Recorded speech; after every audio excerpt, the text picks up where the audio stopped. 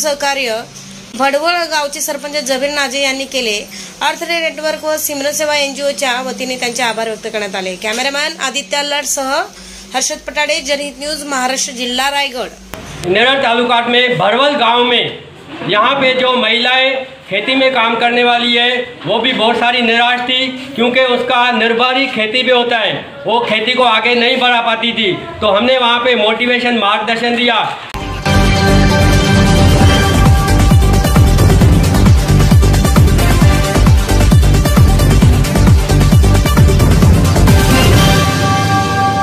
आज आम्ही नेरळच्या भडवळ गावामध्ये अर्थडे एनजीओ आणि सिमरन सेवा एनजीओ त्याच्यामध्ये आम्हाला महिला शेतकऱ्यांसाठी त्यांना कसं पुढं घेऊन जाणार आणि त्यांचं शेतीचं उत्पन्न कसं वाढणार यासाठी मार्गदर्शन करायला आलो।